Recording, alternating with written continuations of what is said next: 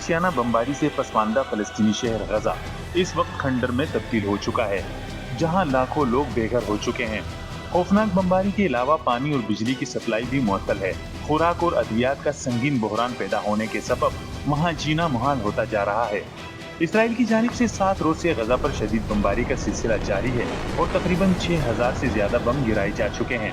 Israel की हालिया बमबारी से 2000 से जायद आम फलस्तीनी शहरियों के जाँ बहक और 6000 से जायद के जख्मी होने की इत्तिलात हैं। इसराइल ने गजा में जमीनी कार्रवाई भी शुरू कर दी है और 1,60,000 सिपाहियों के अलावा तकरीबन 3 लाख रिजर्व फौज भी बुला ली है, जबकि हजारों टैंक और तोपखाना गजा की सरहद पर इकट्ठे हो रहे हैं। इसराइली फौज ने गजा की पट्टी के शिमाल में रहने वाले 11 लाख शहरियों को 24 घंटों में जुनूबी हिस्से में मुंतकिल होने का कहा था। ताहम लाखों लोगों की मुंतकिली आसान काम नहीं। मुमकिन जमीनी हमले के बारे में ताहाल कुछ वाज़ेह नहीं कि ये गजा में किस हद तक और कितनी मुद्दत तक जारी रहेगा। शदीद तरीन हवाई बमबारी और जमीनी हमले की सूरत में हमास के जंगजू भी मुज़ाहमत करेंगे, जिससे आम लोगों के फंसने का इम्कान है। तंजीम बराए आज़ादी फ़लस्तीन के सेक्रेटरी जनरल हुसैन अल शेख ने आलमी बिरादरी से अपील की है कि फौरी मुदाखलत करते हुए गजा में इंसानी हमदर्दी की बुनियाद पर इमदाद पहुँचाई जाए, यहाँ पानी बिजली की फराहमी को मुमकिन बनाया जाए। दूसरी जानिब इसराइली फौज के सरबराह लेफ्टिनेंट जनरल हर्जवी हेलवी का कहना है कि अब जंग का वक्त आ गया है।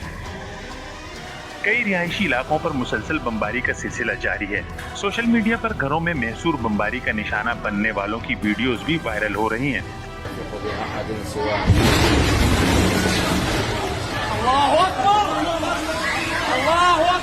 गजा में मसाजिद समेत कई अहम इमारतों को निशाना बनाया गया है।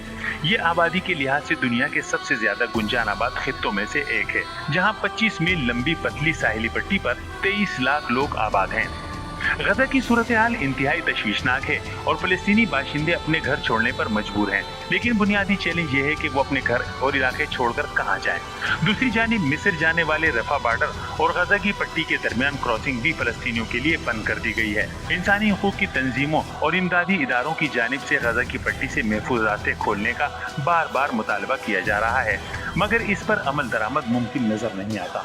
उधर अक़वाम मुत्तहिदा और international committee of red cross Gaza तक ईंधन, खुराक और पानी की फराहमी के लिए राहदारी खुलवाने में अभी तक नाकाम है।